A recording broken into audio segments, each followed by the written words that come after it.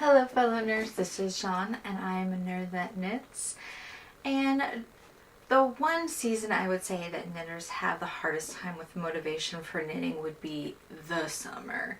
Depending on your climate, it can be really hot while you're knitting. It also could just be there's a lot of other fun things that you're going to want to do outside or just out and about. But I'm going to talk about how you can knit in the hot weather and what you can knit for the hot weather. So first and foremost, I want to talk about what you can knit for the hot weather. When I knit for the hot weather, I usually do tank tops, I can do dresses. There's some really cute bikini, kind of like cover-ups that you can knit. They're just really fun. Some playful skirts, some shorts, but I mainly do tops. That's my thing. And so the one thing that I really want to stress about knitting in the summer is it really boils down to the fibers you're using. So what fibers should you be using when you're knitting for summer? I'm going to share two of them with you, two that happen to be my current favorites. Not that they're my old-time favorites, just current. One of my current favorites is Kobu. You can find it, it's a Lion brand.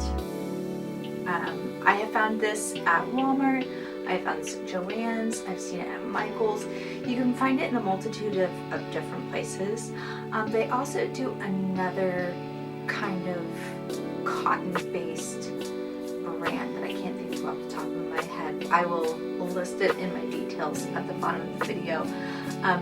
They also works pretty well too. But I like this in particular. This is bamboo and it's summery, springy. It's got some great colors. I believe this is a DK weight, so it's not worsted and it's not sport. So it's got a little substance to it and it's delightful. Now what have I made out of this? This color in particular is this tank top. I think it's called the Streamlined tank top. It's one of my favorites. It's really easy. Now with this particular pattern, I've always run into it's just not long enough. I don't really like crop top things. I like things longer. So I will definitely encourage you, if you're looking at this pattern, it is a free pattern. There's a link it's free on her blog, so you kind of have to look at the details. Inches, I think I've added 4 inches. It just depends. I'm also a little bit of a busty girl, so maybe I had to add those inches because of my bust. I'm not particularly sure, but I've gone on hikes wearing this thing. I mean, it really is just really wicks away the moisture pretty nicely, and it holds its form. That's another thing. Some of these cottons, they're nice, but they just don't hold the form. They get really floppy and kind of thin, and then they stretch, and you're like, whoa, whoa, whoa, whoa, whoa. I did not add 4 inches to you.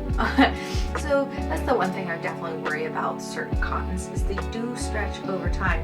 This one, knock on wood, I haven't had an issue with it yet. Let's hope that I don't have an issue with it.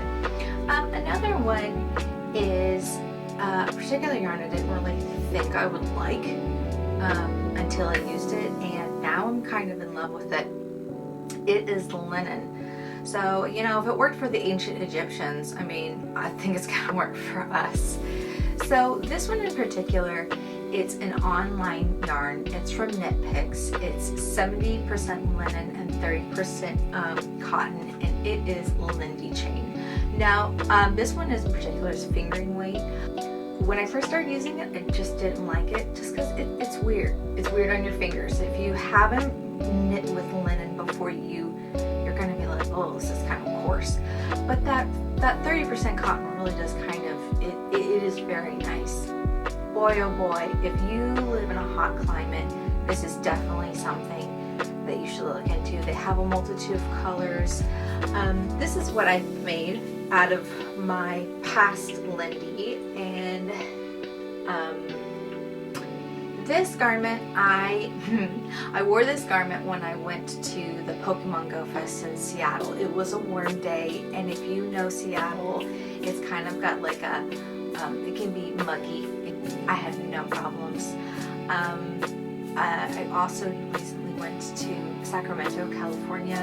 I was walking, it was like 104 out, and yeah, once again, it is a beautiful, beautiful garment.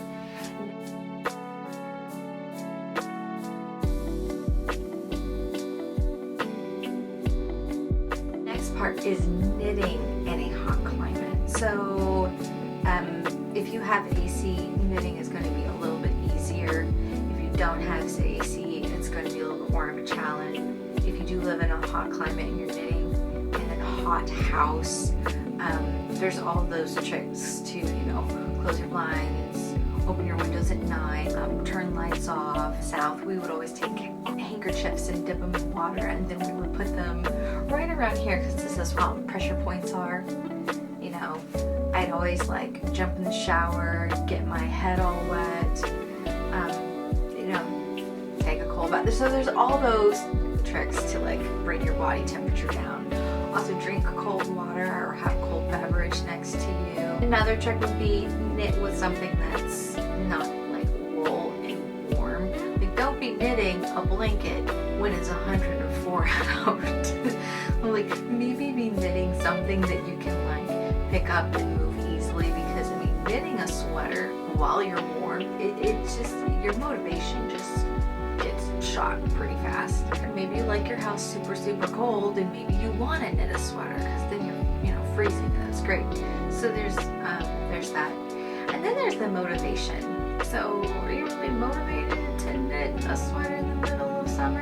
And that kind of depends on what your goal is. Do you have a Christmas list of garments that you're making for your family? You could do some psychology and be like, I'm going to start making Christmas stockings in July. So then, you could do that.